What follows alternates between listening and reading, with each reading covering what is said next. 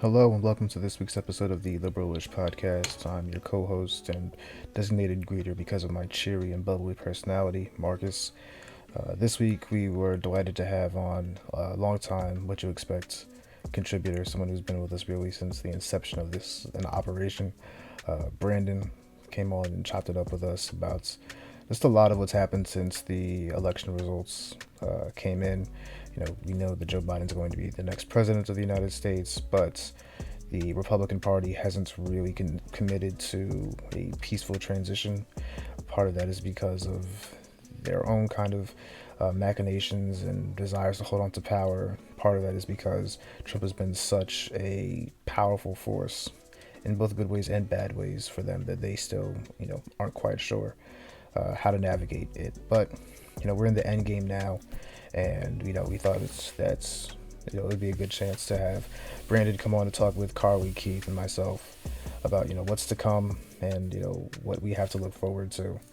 Not just in terms of, what's happening at a federal level with the presidency, but also in terms of dealing with the changes in cannabis and drug laws in this country and what we have to look forward to there. So, hope you enjoy the next episode. I'm going to stop talking now. But without further ado, here's episode 10 of the Liberalish podcast. All right, guys, we have a very, very, very special guest on our podcast. I'm like fangirling out right now. It is the infamous intern, Brandon. He is the What You Expect's very own intern. He has just carried us. You got to call him. He's not an intern. He's like a big time correspondent now. What are you talking about? I'll take. He's appearing on podcasts. He's got his own show. So hot to the barrel. Intern, come on! Don't besmirch the guy when he comes on the show. Come on, show some respect to him, man. What are you doing? You know what? You're right. I might lose an interview with Lou Trap. Like, come on, man. You're right. You're right. You're absolutely right, Brandon. I apologize.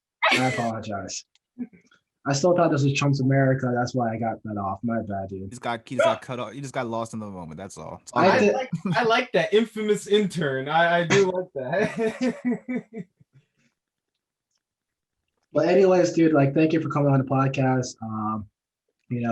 Like we said, if there's anything that you want to talk about, just let us know, man. We're just here to kick it. Well, like I said off air, thank you guys so much for having me on. I really appreciate you guys for doing this. I love the show.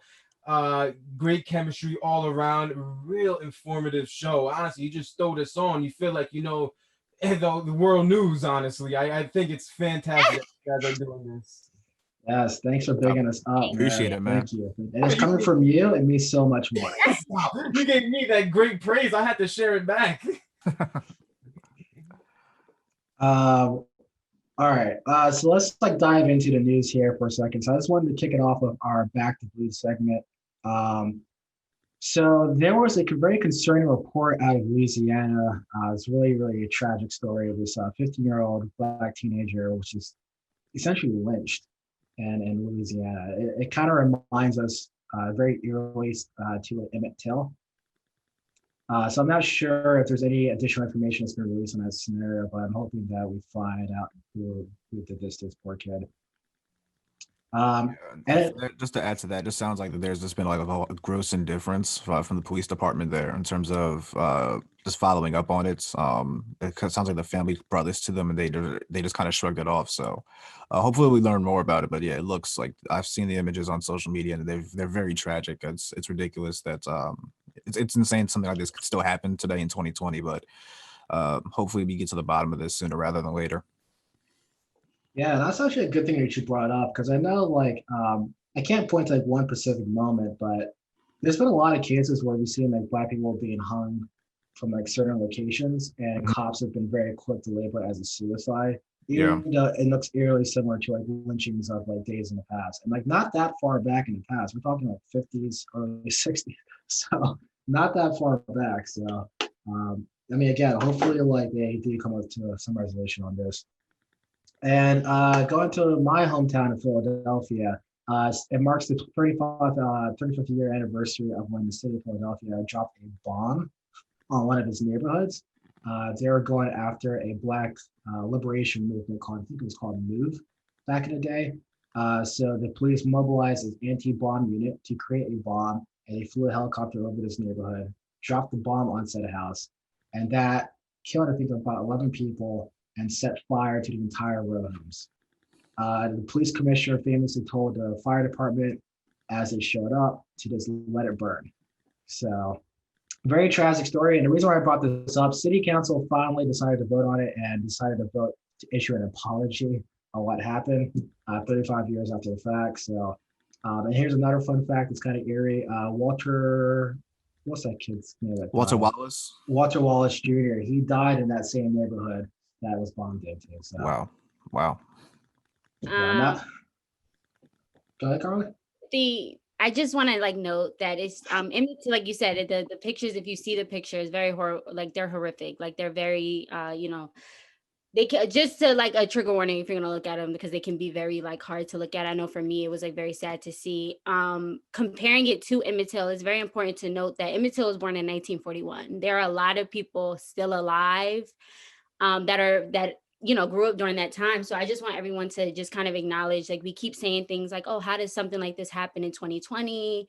Because people are racist, and people, grew up going through like even more racist time, and they have kind of held on to those same ideologies, and they pass them down to their children, their grandchildren.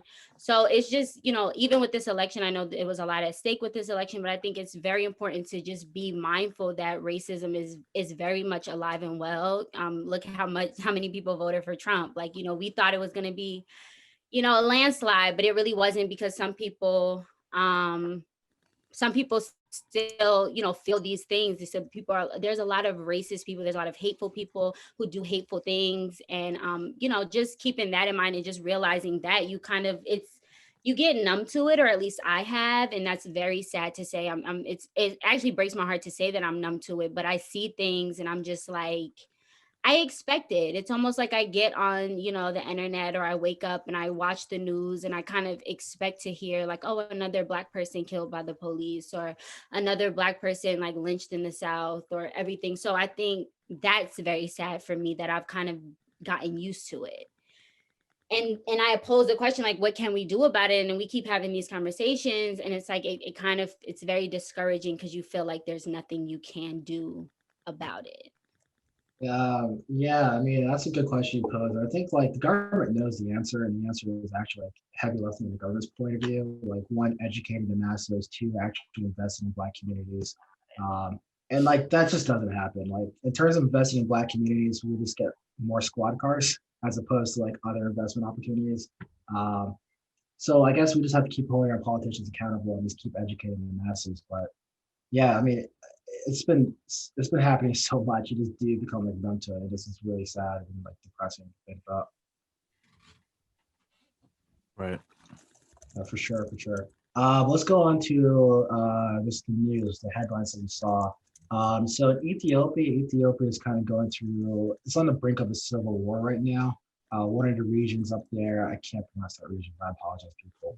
But one of the regions up there, they were firing rockets into neighboring Eritrea. That's a country in Africa. So tensions are getting pretty high up there, which is hoping that a peaceful resolution is resolved out there. The ACA looks like it is safe for now. It keeps getting knocked down, but keeps standing back up. So the justices signal that they're going to support the Affordable Care Act for now. So hopefully this is it. There's no more legal challenges to it. Hope so. I mean, it feels like this thing has been under the gun, or kind of like in the sights for conservatives for, ever since the idea came into fruition, really.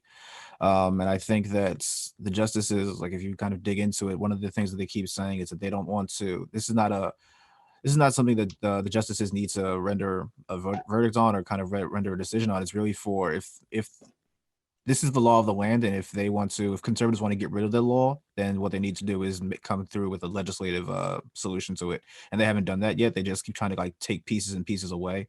I think this time they try to attack the individual mandate, and that didn't. It doesn't look like that's going to sting or stay for them, which is good. But it'll be interesting to see, what the final verdict is, and if conservatives either calm down and try to figure out another way to kind of trying to just move on to something else, or if they continue to come back at it with more and more legal challenges, especially now that there's such a conservative court now.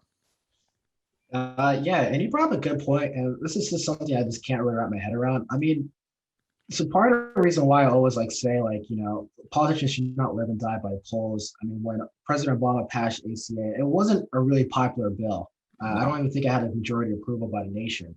And I think that's part of like what did him in terms of losing the Congress throughout his presidency. But now, lo and behold, it's actually a pretty popular piece of legislation now. People don't want it gone, but yet Republicans are still kind of going after it again and again and again, even though the polls don't tell, even though the polls don't say, "Hey, keep doing this."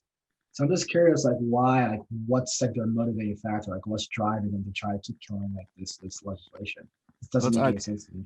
it's an ideological thing, isn't it? It's the idea that they don't want big government to be to basically have any kind of say or any sort of control over something like that. Mhm. And they also don't want. It's also, I think, a good way to kind of understand like where conservatives kind of land on any sort of piece of legislation is to look at the tax implications. Since it's such a big thing, such a big kind of sticking point for them is that anything that the government does has to be paid for, and that Mhm. usually means it has to be paid for with taxes. They oppose that just on any grounds. And that's with really anything.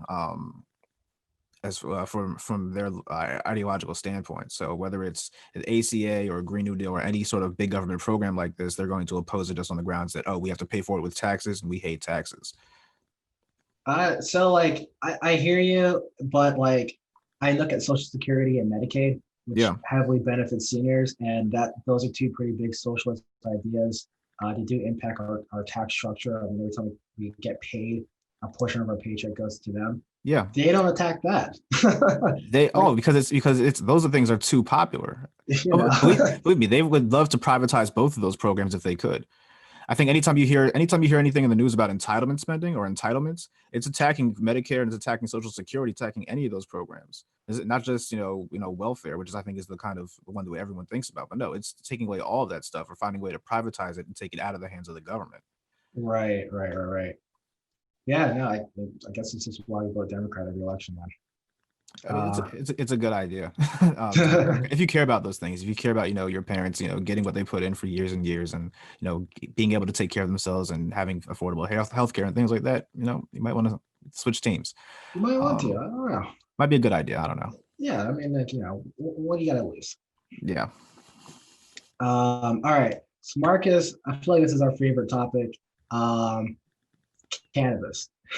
Wow. You make us sound like a weed pod. And we're not though. That's the funny thing about it. So basically, like the House of Representatives, they're set to vote in December on legalizing marijuana at a federal level. As we mentioned in the last podcast, based off the elections, this should have a lot of bipartisan support. So, do you think this might actually become a law or a bill that gets on a future President Biden's desk? It depends on how they present this to the Senates. Now, since the last time we met, looks like the Senate races in Alaska and North Carolina have been called, and the only hopes for Biden having his party having control of Congress is that both seats in Georgia go Democratic to John Ossoff and Reverend Warnock. It's the only chance that that's going to happen. So if that happens, I think there's a very good chance that this cannabis bill, a cannabis legalization bill, winds up on President Biden's office sometime in the next year or two. In the event that McConnell and his and the Republicans prevail, then I can still see it happening, but it's going to be as part of some other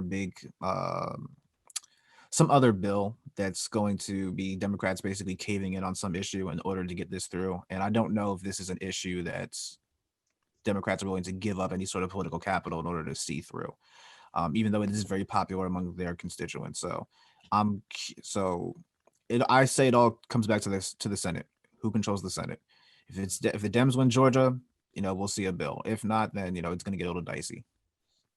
Yeah, to me, like legalizing the cannabis industry should be something that Republicans should be all for, right? You're creating a new like business enterprise that can take advantage New of industry. new industry, Responding right? to the free market. The free Free market has a market. demand. Get out of the way. Let it happen. Let it happen, right? And again, this is like kind of going against like their principles that we were just talking about. Yeah. I just don't get it at all. Maybe there's something more nefarious. Yeah, Okay, I'm actually surprised. It's like such a I'm kind of surprised and I'm not surprised. I'm like kind of surprised that it's like such a big like taboo thing where it's like kind of like up in the air because of the whole idea that you can possibly be creating another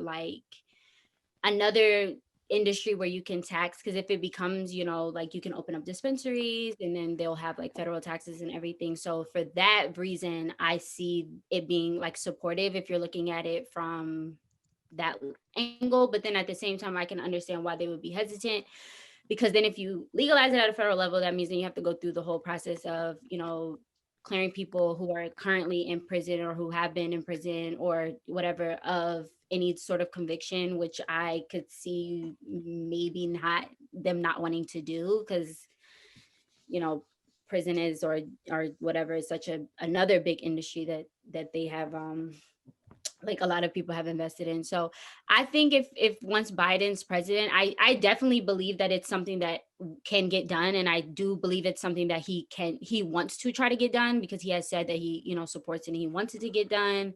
But then again, I think it really all depends. And I think a lot of things really depend on Georgia at this point, and their whole, you know, runoff that's going on in January. So I think if the seats do go to the Democrats, I think we can kind of get the ball rolling on that maybe. But if not, I think there might be like some pushback on it, or some delays on it, for when they plan on getting it done, if they plan on getting it done.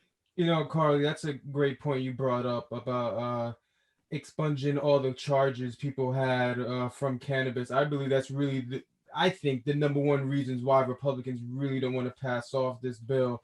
Having these people having a clean record, they would hate this. I can't speak for them, obviously. I'm not the Republican whisperer, but they would just absolutely hate that, because Right.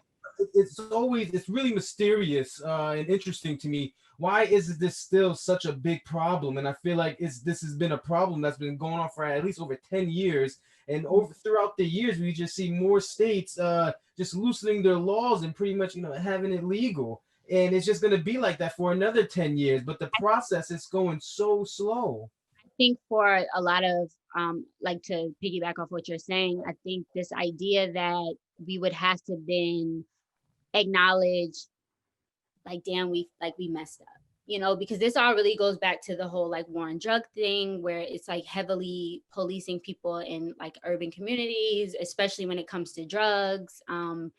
And we've all been saying for years, like weed, I have always firmly believed that people should not be going to prison for being, you know, drug addicts. I don't think people who are addicts should be in prison. I think that they should be in rehab. So that's why I was very, you know, excited about Oregon decriminalizing people. And instead of sending them to jail, they would be sending them to rehab and they would pay for it. The state would be paying for it.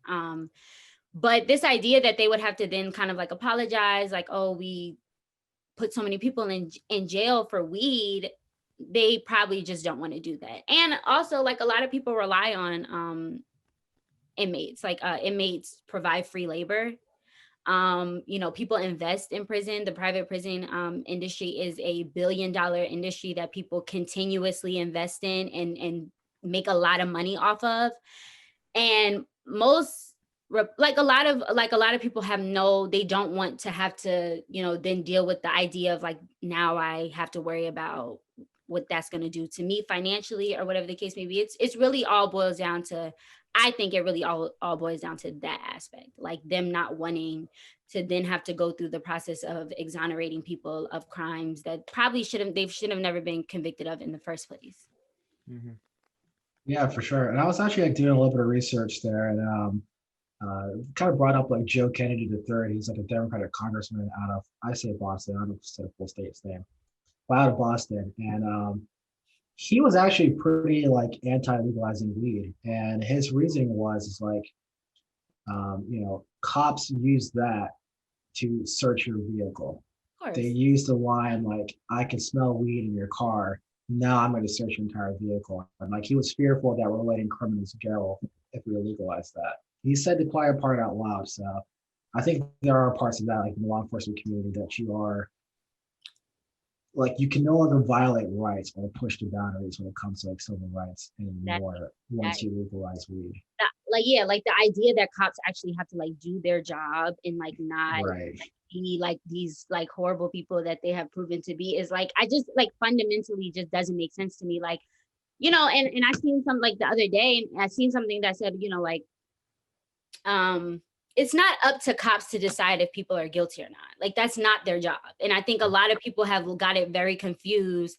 Like, you know, even when we hear about like things going wrong with the police and we're like, well, maybe if they would have done this or whatever, like, it's not their job to, you know, like, they're all only, if someone's doing something wrong, their only job is to arrest them or to diffuse the situation, which I feel like they have completely like forgotten about, and they've like strayed far, far away from it. So this idea that it's like, damn, like we can't violate people's civil rights anymore. It's like, cause and you think like for us, like as like regular people, like it's like, yeah, that's not good. But to them, it's like, you'll be surprised as how so many people who are police officers live by that ideology. And it's like, just, it's not right. It's wrong. And I'm not surprised that being one of their reasonings, because I have long believed that to be one of their reasonings. But it's like, we have to kind of like move forward with this whole thing of like drugs. Like, yes, people do drugs. Like, should they do drugs? No, but they do them. And how are we going to be of better support for people who do drugs or sell drugs? What can we do to like acknowledge the problems that lead to certain behaviors and certain actions and fix them so that they don't happen? But that's not really where we're at. We just want to keep, you know, putting people in jail for things instead of like addressing these issues. Because what do they gain from that? What are they getting from that? They're not getting anything. They're losing, if anything. No, you're right.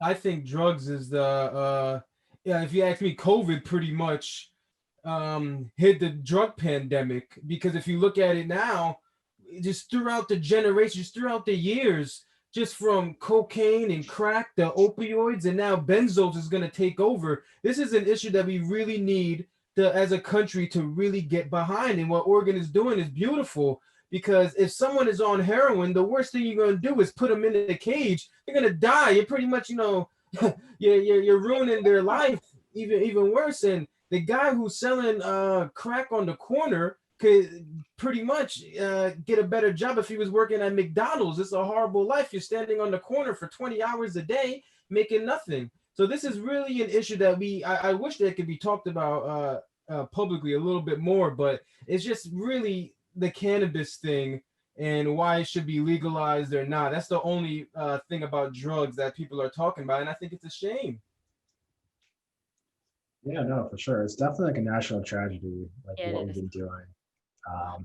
Yeah, it's just like one of those things. It's just like, it's so stupid. Why are we doing this? You know, yeah, I don't know. But like moving on, our Black King, Robert Smith, the IRS is starting to catch up to him. So basically, he made a couple of like dodgy deals to become like a billionaire.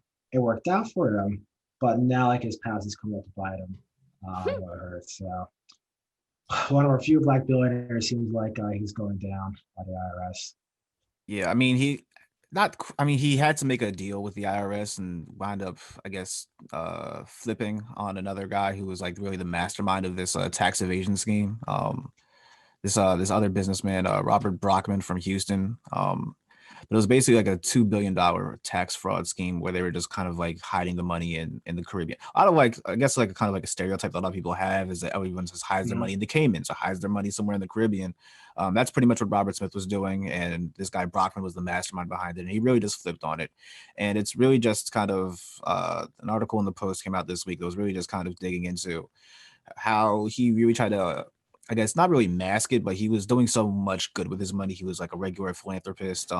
He made a lot of news earlier this year when he decided to take on the outstanding debt for Morehouse graduates, which was, such a huge deal as, the student loan debt crisis is, our student debt crisis just continues to skyrocket. I think it's over $1 trillion now.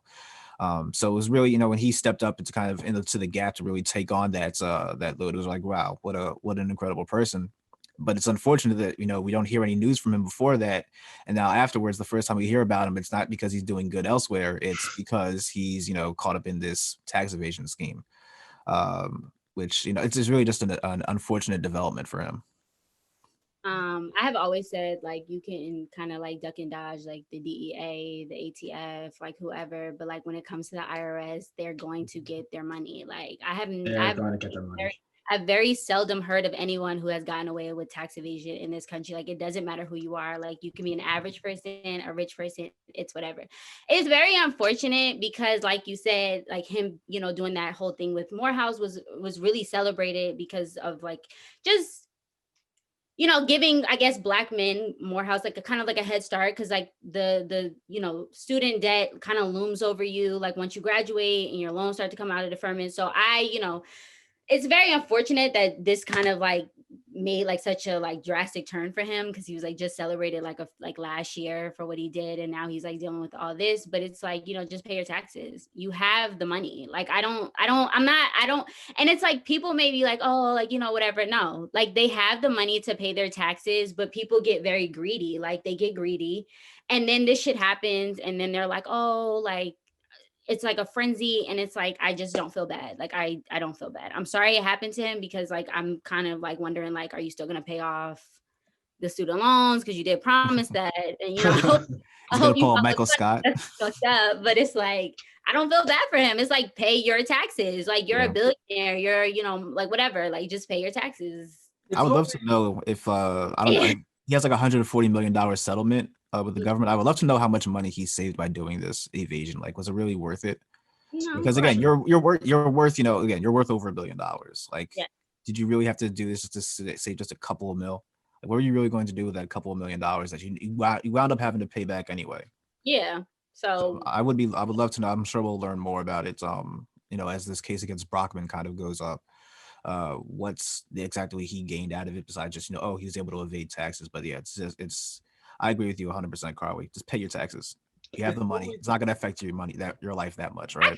I could see if, you know, like you're like an average working person who's like, damn, like I have to pay these taxes. But it's like we have seen this play out time and time and time and time again. Like the IRS is not playing, like they want their No. money. You know, they even are kind. They give you like a window to pay it, but it's like after a while, it gets to the point where it's like, okay, like you haven't paid your taxes.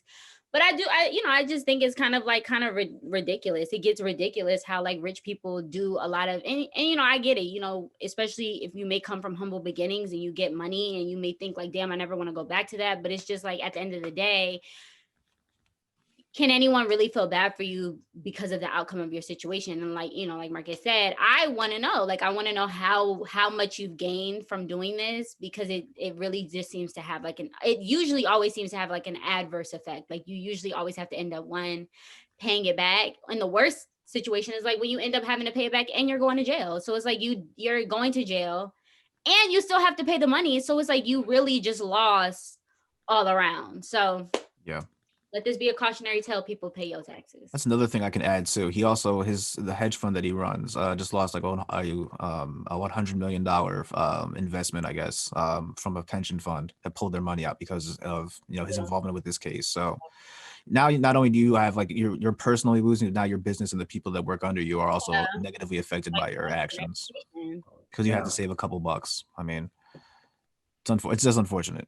I truly think money brings out the real emotion in people, and especially when you get older in life, you think you're a lot more wiser, and you think about the times that you were really, you know, like down bad. You was really like, oh man, I didn't have this and that, and when you have all this money in front of you, you're like, listen, I'm on top of the world. I can do whatever I want. And whenever I hear somebody not paying their taxes, I always think about Wesley Snipes and how it's like, I don't know why. I always think about Wesley Snipes, and it's just like if they can get him, and I know there's so many other people. It's like they can get like a good black actor. I think it's worse when you're rich because you're more of on our radar. Like, you know, like if you have, you know, it's like average people, like we don't really like if you're not making that much money. I feel like to be rich and not pay your taxes, it's like you're kind of like saying like, hey, IRS, I make all this money and I haven't paid y'all. And I'm right here. So it's like, you're kind of like, you're going to get caught. Like they're going to get you. Like you're not escaping it. And I don't think people really seem to understand. And that's exactly what happened with Wesley Snipes. Like it's so embarrassing because what I was saying with Wesley Snipes, it's like, I looked at him as this, you know, this great actor. And now I look at him now and it's like, was he really broke? Why do you do that? Like, if you have the money, then like, why settle yourself? Why embarrass yourself like that? I'll say this. I do have some gripes with the IRS. So, for example, if I screwed up my taxes, I don't know until like a year after the fact. I already spent that money, and I get like this little letter in the mail from the IRS saying, "Hey, you owe this money." Right. Well, the hell, you already knew the answer. Why just take the money out? Right. Like, why do I have to go through like my Yeah. little tax program trying to figure it out? I'm not a tax expert at all. You already know the answer. Just take the money out. Why are you going after me? So And I don't. they have people, and a lot of the rich people have people who do their taxes for them. So it's not like you're the one that's sitting there doing the paperwork. You're not really that. Like that can be a good thing or a bad thing because sometimes people fuck up your taxes. But a lot of Right. times you have someone that continuously tells you like, hey, like you owe this to the IRS. You owe this to the IRS, and it's like you don't even deal with it anyway. So it's like it's really just as simple as like saying, hey, like I know I have to do this. Here it is, get it done, and then you don't have to worry about it. But I really don't understand why people in 2020 are not understanding. Like, the IRS has the capability to garnish your wages, all this type of stuff, and Yeah. but Yeah. Like no to everyone. Do not owe money to the government. No, they will get you. They they got Al Capone. They will get you. will get you. Yeah, they will definitely get you. Or you could become president just to keep avoiding them. Just pay $750. yeah, You'll be prepay fine. your taxes. You can prepay them now. I You can heard. do So like here's our last topic on the news segment, and this is going to kind of segue us into our next segment. The Million MAGA March. So I did recently see on the news like last night. Well, one, the Million MAGA March. I don't like the name of it because They literally just like just piggyback off of our movements, like Blue yes, Lives Matter, like just be more yes. creative. And it's annoying. Like you're not even creative. You hate us, like they hate us so much, but then you take all of our stuff, like make it make sense. Like, do you like us or you don't like us? Like, tell me. Right, Carly, that was my biggest beef. Like, forget like the whole like campaigning for Trump, even though he lost. I don't care about that. But the Million MAGA March, like, come up with something else because like y'all got some racists in there, and you're still stealing our stuff. They should have just called it the 1,000 MAGA March because they really didn't look like close Did to you? a million. A Did you quarter of a million people wasn't even there. Did you see Trump drove through the march to go golfing? Like, it's like your mans didn't even stop to acknowledge you. Like, he didn't even stop to like embrace you doing this for him. Like, he was like, I got somewhere to go. He like straight drove through a crowd and went golfing because I that's think what he slowed down his car, like wave hi to people. yeah, Right? but that's it. Like, he was like, I got places to be. Like, Carly, bye. that's such a great point that you brought up because other Republicans, they would just love to have that fan base. Exactly. Love to have that fan. Like Trump could really just throw a bag of pee at everyone and nobody will bat an eye. Got pissed on by the Not at president. all. Like, it's bad. Like, it's just That's what the Republicans are licking their chops about. That's what they're so jealous of Trump, their fan base. There's no other Republican, at least that I can think of, maybe you guys can, that will have a march because they lost, because their candidate lost. I can't think of another Republican who There's no Republican right now who holds office that could generate this kind of crowd, this kind of reaction out of anyone. I don't see someone going out there for Mitt Romney. I can't picture that. Hell no. That'd be hilarious. Yeah, no. No, I don't think there's anyone who holds office right now. Like Sarah Palin would be my second best guess, and she's not even in politics. But that's. I mean, there's no other celebrities. Like, there's no one else like Trump. Trump, he's just he's his own entity. So that's actually. Oh, go ahead, Martin. No, the only Republican that I can kind of think of is John McCain, but he will put an end to that because he actually has some dignity and some grace for himself. He was like, listen, you people can't do that for me because, he's a really decorative veteran. He really a strong political force, even though even in his concession speech to Obama, like, he acknowledged that he lost and he was like, he's our president now. And I think it's definitely something that should be, talked about as far as like, I don't really like giving Trump supporters like much attention because they're just like really like bottom of the barrel to me. But it's just really sad to see like so many like grown people who just like don't seem to understand like he lost. He needs to pack his shit and be out by January 19th so that, Joe can move in. And, like, it's just ridiculous. Like, it's really ridiculous how, you steal our name, Million MAGA March or whatever. And then it's like, what are you even marching for? Like, what was like what it, I don't know if maybe someone read about it, but it's like what exactly are they marching for? Like, are they happy he lost? Are they they want to stop you people from cheating the vote. Okay, you guys are stop. I it's want you over. guys to stop Over. counting or start counting. We've One of the counted, two. recounted, you know, Yeah. we're like Georgia's currently counting by hand or whatever the case may be. It's like he lost. Yeah. I'm sorry. I'm sorry you can't seem to accept it, but he is leaving on January 20th. Joe Biden is moving into 16 Pennsylvania Avenue, Washington, D.C. And there's nothing you can do about it. But, you know, I said this even last week. I'm like, all he can really do at this point, I hope he doesn't, you know, is run again. But you're just wasting your time and you're really just, you know, embarrassing yourself. I would have respected him more if he was like, you know, even if he didn't even acknowledge that Joe Biden lost. I would have respected him more if he didn't go through this whole like crusade of like recounting votes and claiming that people are lying. And it's just very sad to see a grown man who every time he doesn't get his way, it's like, oh, someone's cheating or it's rigged against me or, you know, everyone's lying to like, or people aren't cahoots. Like it makes no sense. He even alluded the other day that Brian Kemp and Stacey Abrams were like somehow in cahoots to like cheat him out of Georgia. Like they don't even like each other. That makes absolutely no sense. So he's like, you know, I'm glad we're finally starting, or at least we're getting the full scope, the full picture of the lengths that Trump supporters will go to support Trump in like all his foolishness. I actually do love. Oh, you go, Brandon. You go. I actually talked to a Trump supporter earlier this week, and I actually love talking to Trump supporters because I feel so smart. I don't. Like I really know, because I feel smart because I don't get into a huge blowout, huge argument with them. I just let them talk. But on the inside, I'm like, damn, you know, this person really doesn't know anything. And I was asking, I was super asking, low enough info. I was asking them because I am huge into you know, I know that the election isn't rigged or anything. So I asked him like, so how is the election rigged? He said, do you see all the dead votes, all the dead people votes that come up? And I'm like, well, listen, man, he won Michigan by over 150,000 votes, close to that. There was no like factual basis in that claim that dead people were receiving. And here's the thing, like he was saying dead people were receiving ballots, but one, like they said that they couldn't find any proof that that was true. And two, it's like people get ballots that doesn't necessarily mean like they filled them out and sent them in. You get what I'm saying? I was gonna say, so maybe say if some dead people, say if you know, say ghosts are voting. Let's just say that. Do you think in Michigan, do you really think they're gonna flip 150,000 votes?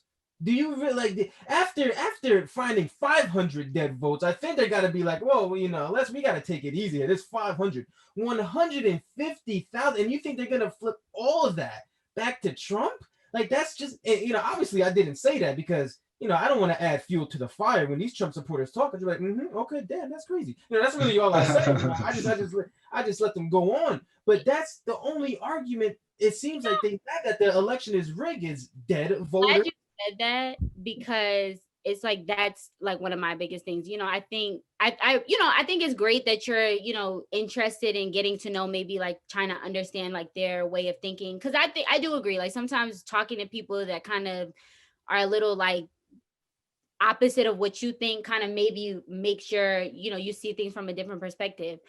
The reason why like I feel like I can't do it is because it's just they get it. They're just dumb. Like they know that this is over. You know, they know that he wasn't cheated, you know, and they know that he lost because he needed to go. And I think a lot of people were fed up with him and realized like, yeah, he has to go, but they're just too stupid and they're just too ignorant to realize that like, damn, like even though we're bitching and complaining and protesting, like it doesn't make a difference. And I think it pisses them off because a lot of them have been led to believe that if you like throw a hissy fit or you get upset or you know, complain about something, shit is going to change. And it's not. Like Carly, if you talk to a Trump supporter on the show, not over there in real life, on the show, how long do you think you can last with them? Like honestly, you have like a real conversation. Me, I might cut their mic actually. Yeah, like see me. Let's sign out. You know, like I think I would have to, you know, I like we joke and say like, I'm in charge, but I think I would have to like make an executive decision and be like, yeah, because it's like I can talk to a Trump supporter who's logical and who is just a Trump supporter, like, maybe because of whatever, but is willing to kind of like have a grown-up conversation. Most Trump supporters are not willing to do that. Well, what makes a Trump supporter logical? If they're rich and Trump is doing some great tax.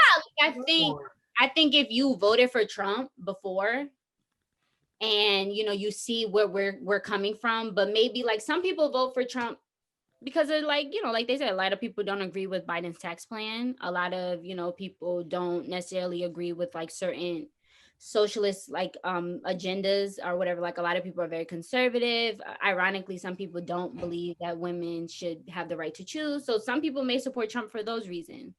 Me being a woman, me being a Black woman, I can't do it. Like because it's a direct disrespect to me and my existence. Like for you to agree with someone who has spent his whole term trying to just tear down something that means so much to me, I couldn't do it. I'm sorry. Like it's really hard to pick and choose what the Trump supporter is, because 73 million people voted for him. You just, out of all those people, you just got to kind of classify all Keith but you just got to classify them in the same bubble. Because I've had conversations with people who have voted for Trump in 2016, and once he got in office and they saw what he was doing, they were like, no.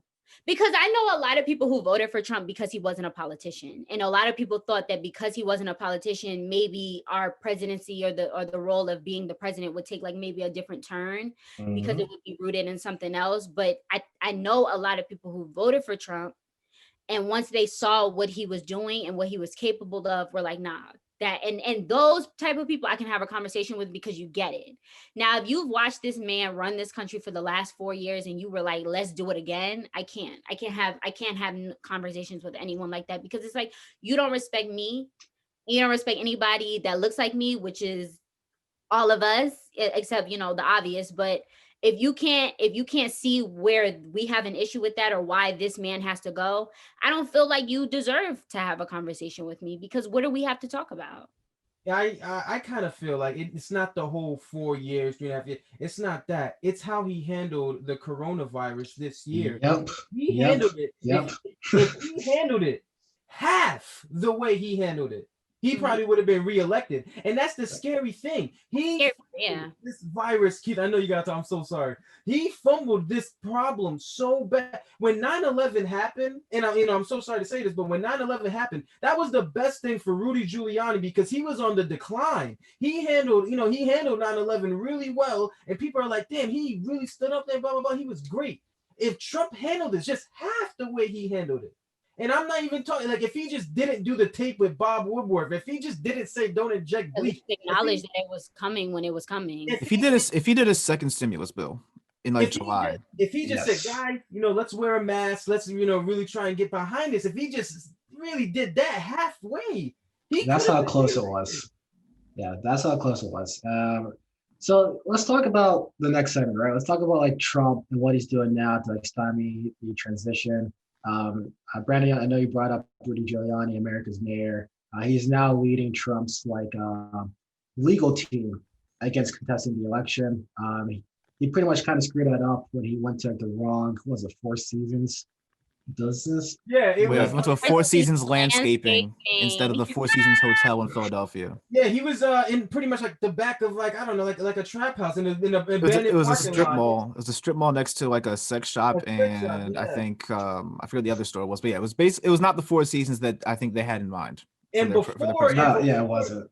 And before that incident, the last time I saw Rudy Giuliani was in the Borat movie. So he's coming from so it's really hard to take him serious right now. I always hated Rudy Giuliani, so I'm glad like his legacy is crashing and burning as we speak. Trump's also, he's not giving the Biden transition team like any intelligence briefings. They've been asking for it, but the federal government doesn't recognize the election yet. So we might have to wait till December if Team Biden doesn't like rage any legal battles against that. And the reason why I'm saying December, that's when the states formally, that's when the electoral college votes. I think it's December 6th, right? December 6th. Like that. Yep, Yeah. yep, exactly that. But that So, happens, and that's another thing that I was saying, like I think a lot of people are kind of thinking like maybe things are different because this because of like like where we are in, like so far in this country, like given like COVID and everything. These things happen all the time. Like mail-in voting is not a new concept that was created because of the coronavirus. It's something that is used every single election. There are people who genuinely rely on mail-in voting in the past and will in the future, because it's just like for many reasons convenient. Like you have students that go out of like state for college, so they have absentee ballots. So that's something that happens every year, every election. And so is the electoral college voting in December. The electoral college always has a formal vote in December, but I think given Biden's lead or where he is now, it's like kind of undeniable that he's won this election. And we make jokes, I make jokes, I'm like, oh, Biden's won the election like for the sixth time, because like every week, like we have to keep reminding people that he's won because like Trump. Right. But it's like they're gonna vote on December 6th, and Biden's gonna win again for the probably the 12th time by that point. But there's no basis. There's no basis to any of his, whatever. There's been plenty of states who have like just flat out told him like, no, we're not recounting, because it's like no one wants to keep entertaining. And I know like I seem like annoyed because I am. It's like we have to just move on. Like we can't keep entertaining this. Like he's a grown ass man. You're 70 years old. Like you lost. Mhm.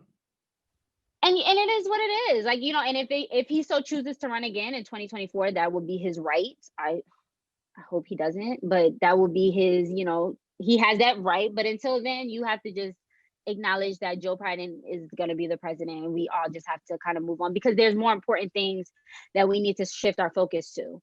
And that is transitioning the new, Biden's new team and all these things, and paying attention to who he's bringing in, what he's planning on doing, like whatever he plans on doing for the COVID, like the issue of like COVID-19, like if he's going to do like a mandatory lockdown or do another stimulus.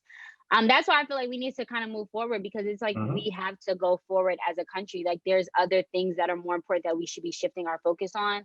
And I don't think giving Donald Trump the energy to continue this, this pity party or this temper tantrum, I don't really believe that we should as a country. I think we have to just, he's gonna stay.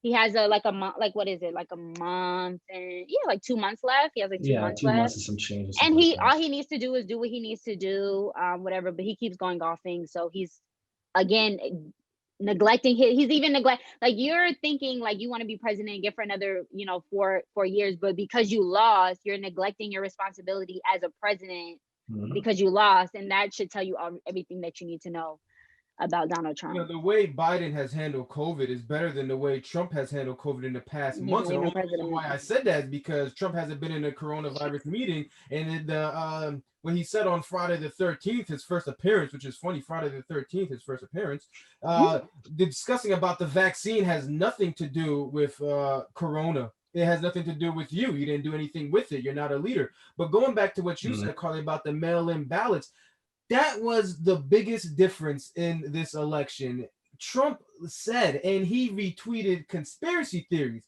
about how mail-in ballots are wrong. He said to his supporters, don't do the mail-in ballot. Do not do the mail-in ballot. And I was thinking, because I was really confident about Biden, but I was thinking, I think the election line, I think the polls, they're going to be flooded on election day, because it's going to be nothing but Trump supporters. It's going to be flooded. I saw it wasn't a lot of people. It wasn't that bad. Some people was waiting 5 minutes. On the contrary, some people was waiting on hours, but I thought it was going to be hours everywhere. I thought it was going to be horrible everywhere, because this man Trump legit said, don't do it. It's a conspiracy. And it was bad at one point. They found trash in the boxes. People were actually putting trash. They're trying to ruin it. They're trying to get rid of it, because they know that the Democrats, it's soft.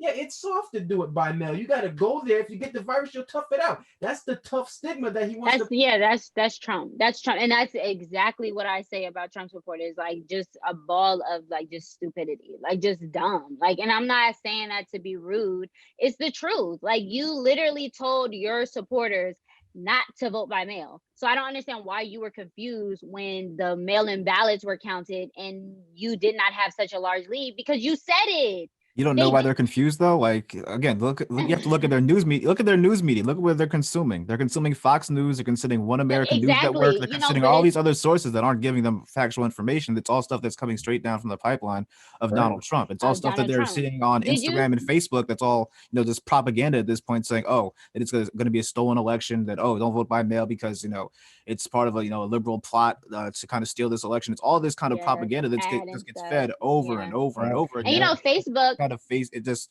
really just Yeah. kind of creates their worldview that this is the wrong Yeah. thing to do. So that Right. when we come to now we're trying to figure out why were all these votes changed?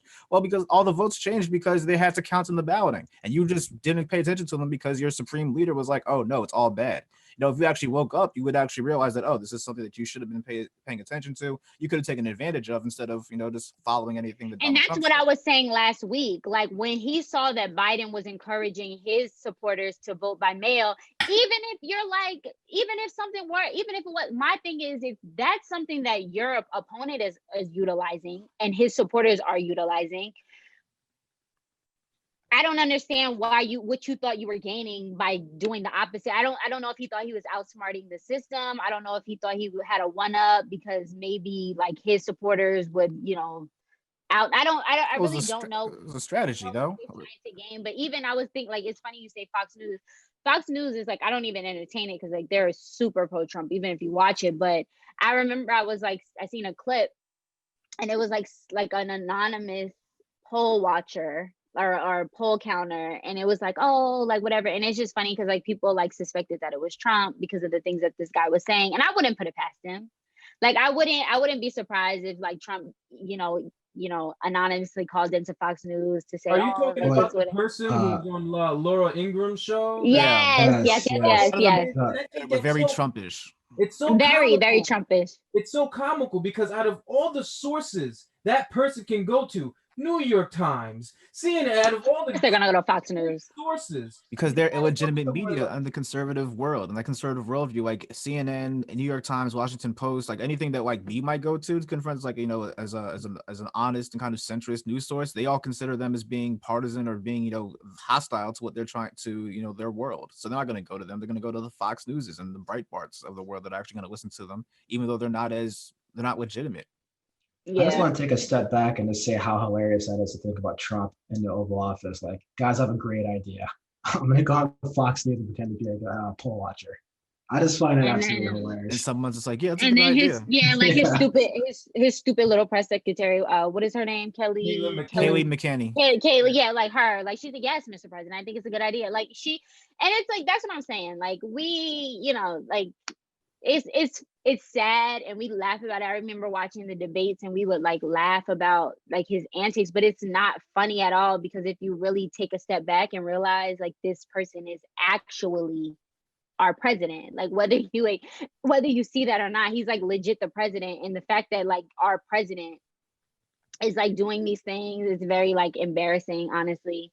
I see why other countries laugh at us and make fun of us. It's not even in other countries. Other countries were celebrating and the only time you celebrate that's sad. Like that's sad. Is a dictator. But it's funny because it's not only the president saying it, it's everyone in his circle. When you have the Secretary of State Mike Pompeo saying there'll be a smooth transition into a Trump second term, that riles people up because it's just everyone around him. He's constantly surrounded by yes men, which is of course, because that's your job, the president. Yep. But when you hear it from more than one voice, it's really annoying and it's irritating. Constantly hearing lies. Yeah.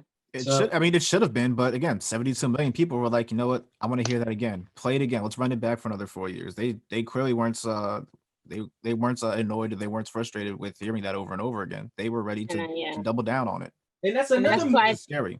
That's another dictator. They don't want to leave office. They want to stay there for as long as they can. And when they leave, someone who's exactly like them, they take over. It's funny. I was reading an article about like some guy. He was a Holocaust survivor. He's still alive. Another thing is important. We keep thinking that these events are like so far in the past, and they're not. Like there are people who are still alive from civil rights. There are still people who are alive who, when given, like at the time maybe when they turned 18, like they still didn't have the right to vote.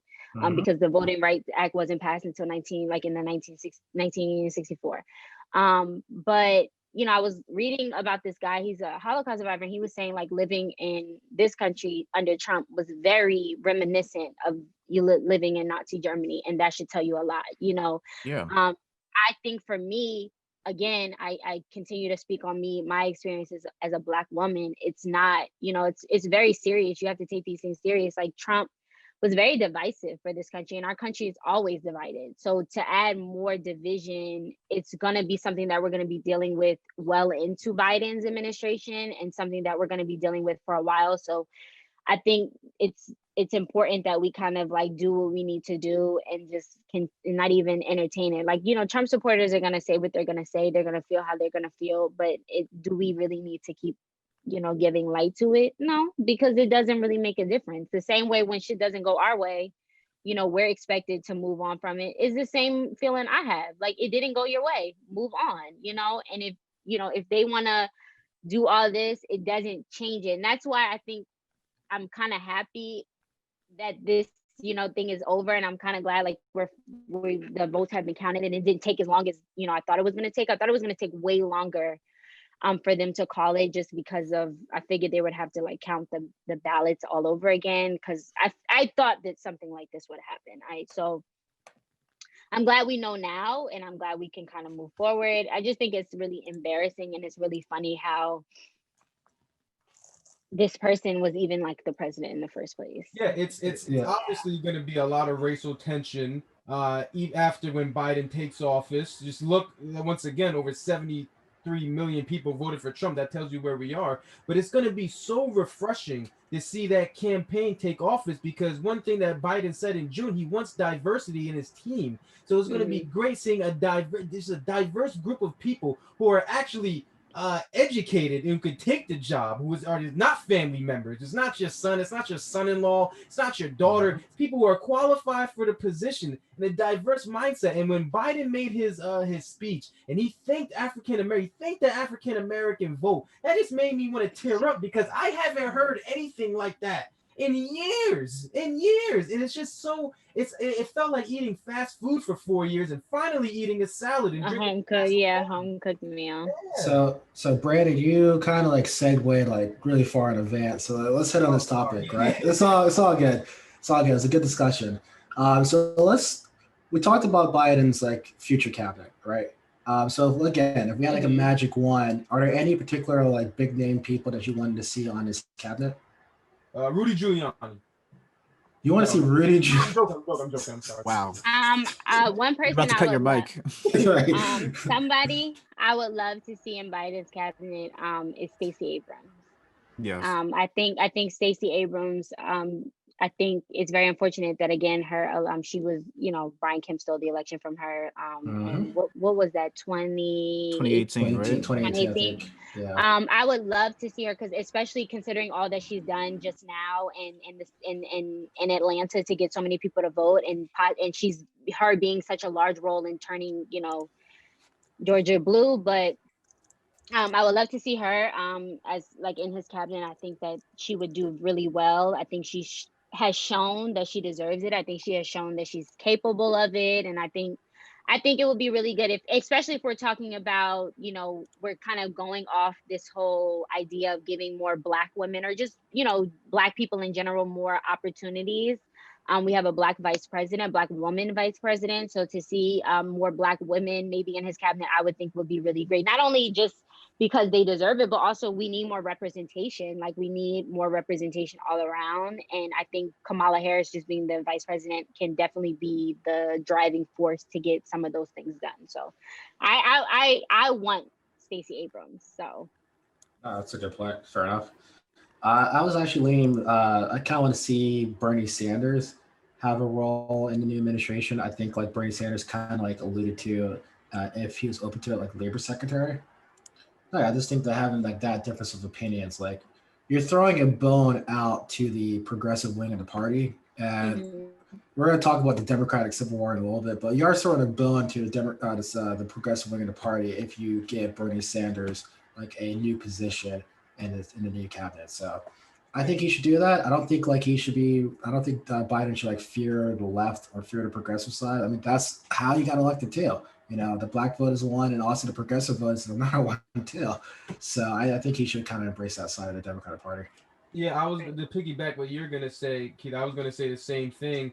Just because he just loves public service, he just loves helping people. And, you know, Mhm. that's what the administration, Trump administration, just really lacks, and that's why I think Biden administration is gonna grow. They just want to make sure that this is America and everyone has the same opportunity, and that's what I think of with Bernie Sanders. I don't know if he would have been the greatest president, but I know he wants to help people, no matter what race and what you identify as. He just that's his thing, just public service. Mhm. Yeah, I'm gonna go. I think for justice, I would like to see. So one of the things you guys mentioned a couple of senators. I would be leery of nominating any senator just because it's again that's now an election that you have to win. And I think with what we've seen in 2020 is that not all of these races are kind of guaranteed for Democrats. Even if in a place like Massachusetts, that's a place that has voted for Republicans before, or even Vermont where Bernie's an independent. That could be somebody who can come in and take a seat there. So I'd be Yeah. leery of having Bernie Sanders or Elizabeth Warren, even though those are kind of like the big names that people gravitate to for like a progressive or liberal Progressive. cabinet And member. and I But think that both governors in those states are Republicans. Sorry to cut you off there. no, you're right. You're right. Yeah, I think who's it? Charlie? Is it Charlie Baker? I think is a Republican governor of Massachusetts. I don't know who the governor of Vermont is off the top of my head, but Yeah, same. that is that would be my only concern with nominating both of those people. And I think they're kind of like if you're picking notable liberals, notable progressives, those would be your top two picks, I think. But for me, I would want to see another senator who actually just lost, who I think would be a really good candidate is Doug Jones from Alabama. He Oh, okay. he was a lawyer before, and I think he'd be a great person to head up the Department of Justice, Oh, especially okay, yeah. after this taking over for, if you see what Bill Barr's done to the place, and he's just been like a disaster. I think having the prosecutor who actually who was on the case for the bombing of I think it was the church in Birmingham or Montgomery of the little black girls who were bombed in that Yes, church. Birmingham, He actually worked on Alabama. that case. Yeah, he worked on that case. I think this is someone uh, who would be able to restore that department to its former standing, which would be a really good deal, or really be good for Biden as he tries to Hmm. restore our faith in these institutions that have kind of been crumbling while people have not been paying attention. So I would love to see him take on a role like that. Sally Yates is another one who I think would be good for something like that as well.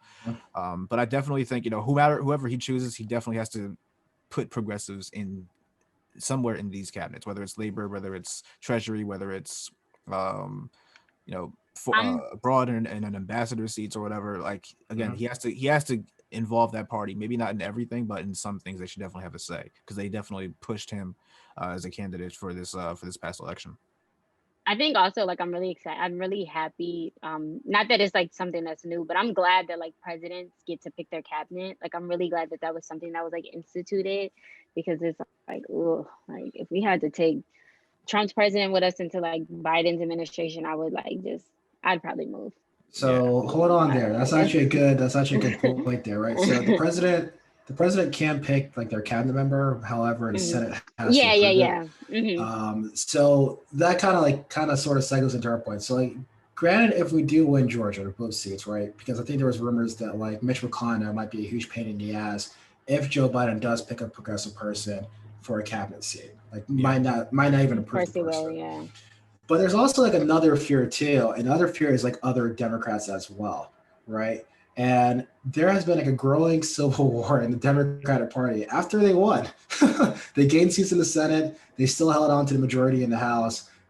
There's been a growing civil war between like this, the more center-focused Democrats with the more Hmm. left-leaning Democratic Party.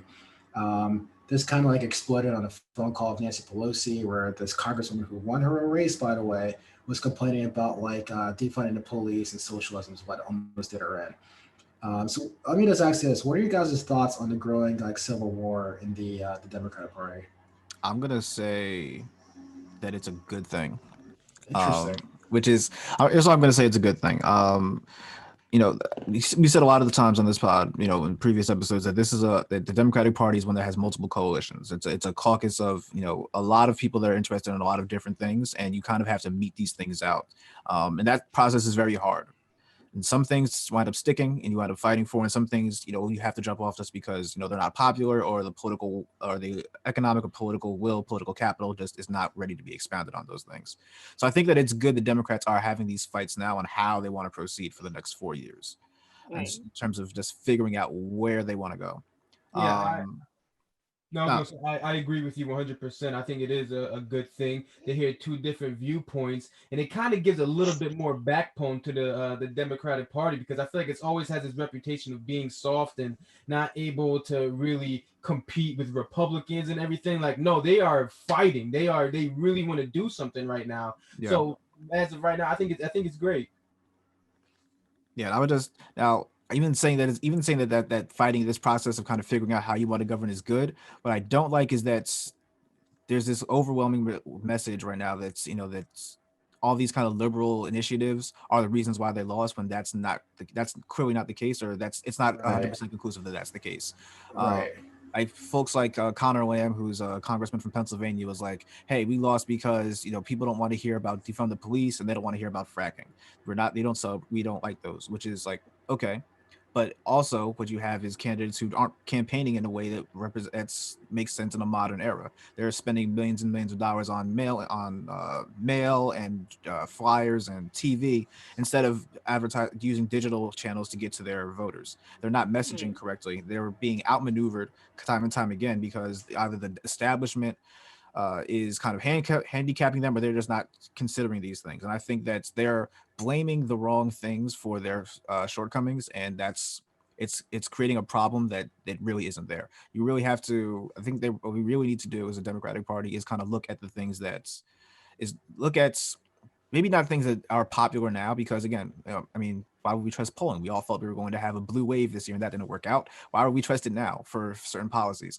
But we really have to look at the way that we're going out to reach people. One of the big things that came out of this, out of the kind of like more, I don't know, the autopsies, is that, Democrats didn't go door to door to talk to people in terms when they were campaigning, and that really created issues. Is that why they lost? And it wasn't because, defund the police or Black Lives Matter. Is it a matter of just the messaging being wrong? Like, does defund the police just scare enough people? If we change the name, is it something that's going to sound better? That's what Andrew Yang says. I think there's something to it. Maybe if we don't say that it's fracking is bad, or we're going to get rid of fracking, maybe if we couch it in terms of, we're going to invest in new energies that create new jobs and create a new source of wealth for certain regions, maybe that'll make these things a little more popular. But again, it's more of a messaging thing, and I think that's what we need to focus on, rather than these things are just making us uncompetitive, and these are things that our constituents don't want. Well, it's like, no, you guys are just not talking to your constituents the right way. If you fix that issue, then I think you'll be able to govern in a way that's more effective for more people. Right. So I'm going to say this is a bad thing, but I'm actually going to use like the same reasonings that you said. And like the reason why I'm saying this is a bad thing, this is not the first time we had like a Democratic Civil War. This kind of happened back, I want to say, on the Jimmy Carter days. Yes.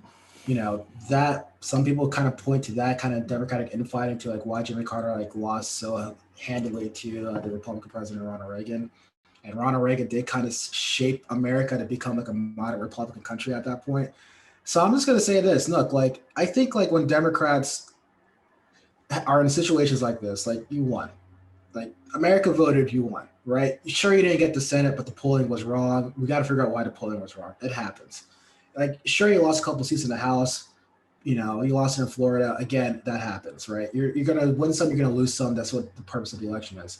The thing that scares me the most, though, is that, like, Democrats aren't looking to, like, okay, we have, like, these good ideas. We have a marketing problem.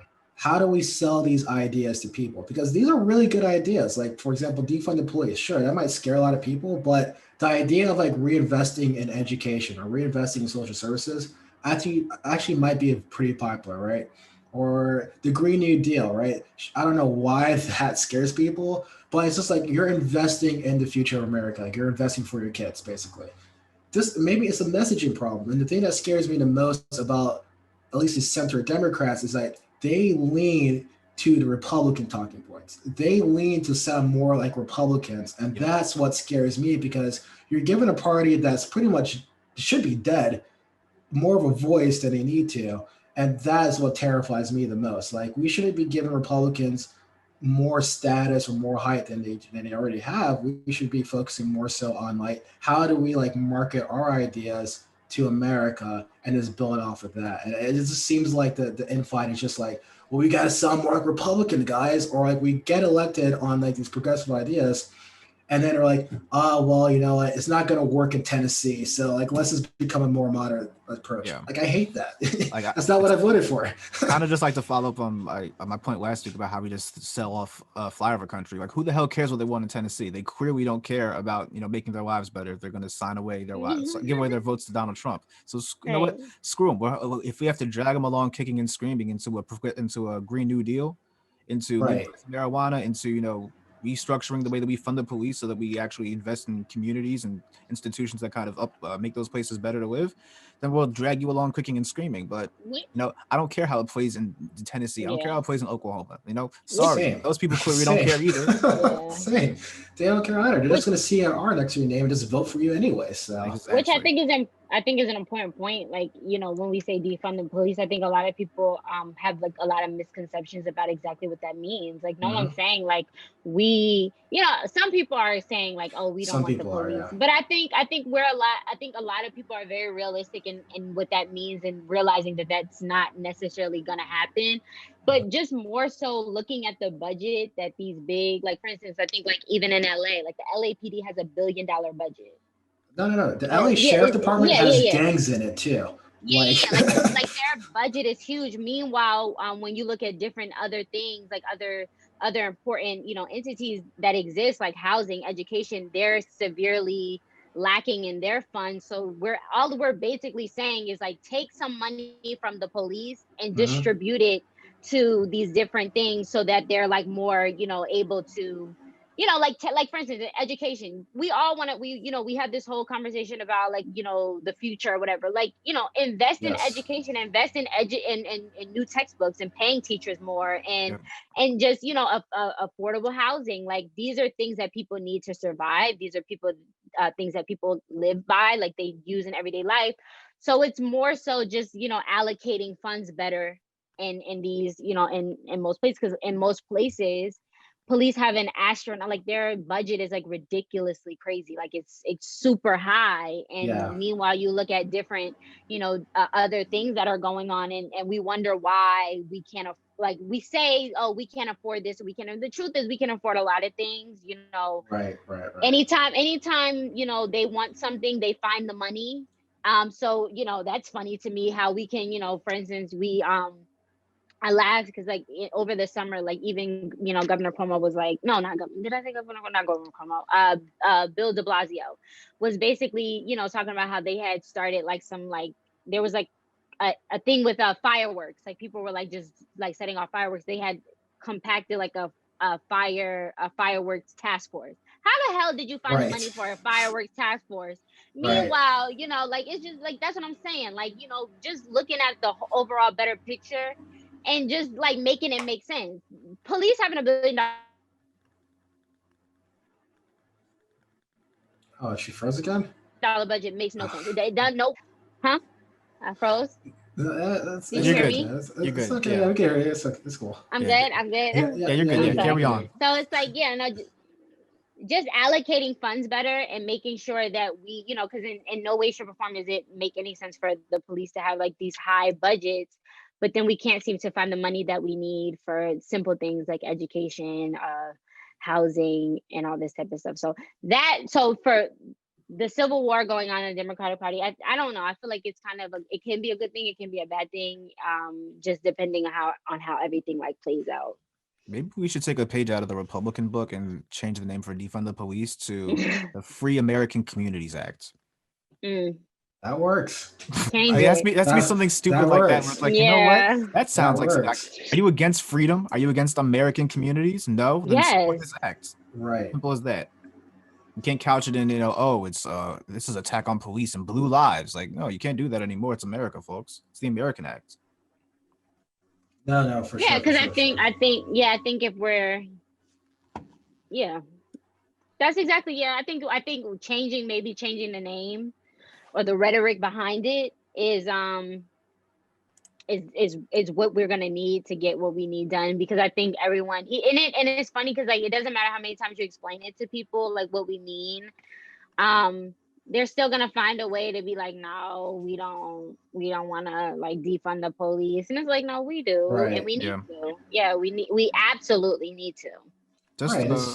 Oh God.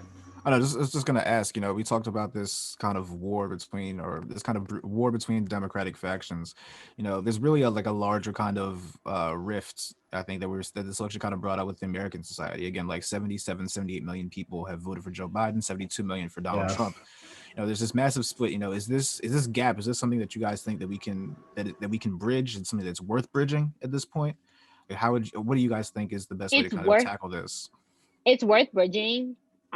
Do I think realistically, do I think that we can bridge the gap? No. I do think that we can lay down the groundwork, maybe for the next generation or the generations to come. But I don't think, and I'm gonna tell you why. We can't, I don't think we will ever be able to bridge the gap until we all like really get on the same page as far as, 'cause, like, some people's America is different. Some people's America is an America where, I have opportunities and I can, do the things that I want to do because I have these tools, and America has given me like education. I can go to school. I can, I can be something. Some people's America is just simply like, I'm racist. Like I just, I need America that just allows me to be racist as much as, whatever.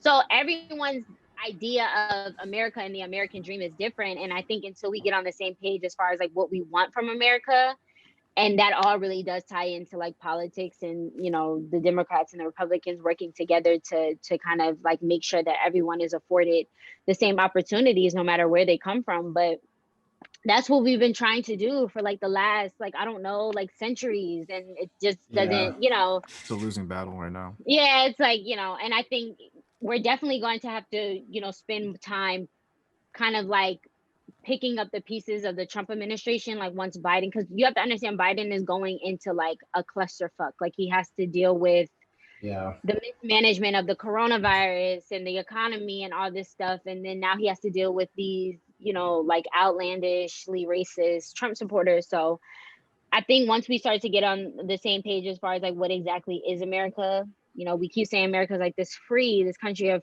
freedom and liberty, but is it really? No, it's not, because there are people in this country who don't have freedom, and there's people in this country who don't have liberty, and there's people in this country whose civil rights get violated every single day, and no one does anything about it. And I think until we fix those issues, we will never bridge the gap, because that's not, there's always going to be people. There's so many things that we have to tear down in order for America to be somewhat of a, less divisive place. So many institutions, so many, social concepts and social constructs that we have to tackle before that can happen. And I think the biggest problem is you have people in, even looking at the, Supreme Court, lifetime appointments. That is fucking ridiculous. And you have people who are just old and conservative, and they're not going to change their way of thinking, and you're not going to change their way of thinking. So it's like, it's like a losing battle. So Marcus, I'll say this: like the only thing I really gathered from the Electoral College, or at least the electoral map, was heavy metropolitan areas kind of carry their state. The rest of like the rural parts, or like the moment you leave like that suburban line where you see like your first farm with the cow, that is very, very much red. Yeah. And that's telling me that like I don't know if we can ever bridge that gap, because like you're gonna have some people who are getting poor. Like the wealth gap in this country is growing, and we need to address that. Absolutely, yeah. And you're gonna have some poor people, and they're gonna look whiter, and they're gonna get poorer and poorer. And I think you're gonna kind of lean into like a lot of things that Carly just mentioned, right? Like racism or restricting people's rights. I just don't think we can ever reach out to that group of people. I know that sounds like very bad to say because it's not the American thing to say, but just like you're gonna have some people with no jobs, and like the only thing you can think about is like manufacturing jobs. Like that's gone, dude. Or you're gonna be thinking about like bringing back the coal industry. That's gone too. You know what I mean? So it's just like you're gonna be spending way too much political time and capital trying to teach them and convince them that their way of life is gone and they're now transitioning to like a new like industry or a new era. And I think what Democrats should do is just like really focus on voting rights, because like if these metropolitan areas, if they are dealing with like people suppressing their votes from their state houses, the federal government has to step in and make sure that doesn't happen. Because if we can do that, then we can ensure at least we can get like those slim margins like that to elect more Democrats in the future. Now that's going to suck for us in the Senate. That's going to suck, but I think like we can still maintain like a hold of the White House and the House though. Yeah, I mean, when you talk about voting rights, I think that one of the interesting things to come out of this election was that, you know, turnout. I think a lot of people thought that turnout was going to be something that was in Democrats' favor. The more people that vote, it was obvious the Democrats would win. And we saw from this election that Republicans gained a lot. Yeah, they did. When people were voting. And I would hope that that's something that becomes bipartisan, where it's like we want to make voting as easy as possible for people, because again, both parties, you know, win. Now, do they win for the presidency? Do they win or versus the Senate? You know, then it gets a little dicey, but I think that that's really a good thing in the long run, that we should have as many people voting as possible, make it as easy as possible. And then we have a more kind of representative democracy, which ought to be the goal. Whether it is or not is another question, but that ought to be the goal. Right. Now, in terms of whether or not it's worth it to kind of bridge this gap between Democrats and Republicans, I don't think that we should. I agree with you both. I don't think it's something that we should be wasting our time on. I think that these people have already decided what's important to them. It's not uniting the country. It's not getting behind and supporting one leader. It's basically a winner-take-all system where it's like they want what they want, and they don't care in their about best interest. Yes. They don't care about the other sides. It's not even something that's in their best interest, because again, like I don't know how losing healthcare, for instance, or their best interest. I guess it's more like what feels good, right? It's like what they think. What feels good for me is what I want, rather than what's actually good for me. It feels better to support Donald Trump, so I'm going to support him, versus Joe Biden, who actually wants to campaign on stuff that would be good for me. I think that when you're dealing with people that are just so far gone and just so kind of wrapped up in like in a media bubble that's created by conservative media, I think it just makes it very hard to reach them, and I don't even know if it's worth it. Why waste the time going after those folks when, again, there are people in cities like Atlanta, in cities like Milwaukee, that you can actually help, that are actually supporting you? Why go after, again, we talk about the white middle class. Why are you continuing to go after these voters who don't care, who don't want to support you? Let me ask you guys this, and like we kind of have to wrap it up because we're over. When was the last prominent Republican who said like we need to reach across the aisle to Democrats? And that's my point. Yeah. That's my point. Yeah. Why us? Why do we have to be the bigger person when Republicans don't care what we feel, say, or do, or think? Yeah. Well, they don't. They just want their own way. They just bully their way into getting whatever they want. And from a democratic standpoint, we look at it as a fair, equal opportunity. And that's just not how America is. It's not. It's like that. Like on the outside, it's beautiful, but then when you go inside, it's a dumpster fire. Yeah, I'm gonna just say this, and so this would be my last point. But I think a lot of people think that in order to educate people, we continue to have conversations like, like we always say, like if someone has an opposing view, as you talk to them, have a conversation. I think that's like stupid. We continue to keep having these 100%. Open conversations with people, about different things, just about everything. Yes. Like, if like in order to cure the racism in this country, we have to talk to racists and have open conversations. No, doesn't work. Some things are up for discussion. No, like they feel how they feel, and they have continued to, display that they're going to continue to work in what they believe is in their favor.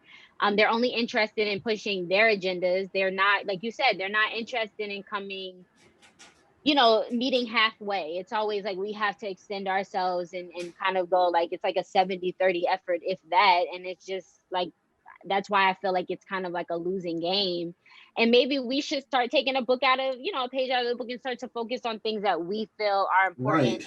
Right. And, kind of like, and then maybe they'll get frustrated. And then maybe that'll create like maybe a forthcoming conversation about change. But until then, I don't see it happening, and I don't see it happening anytime soon.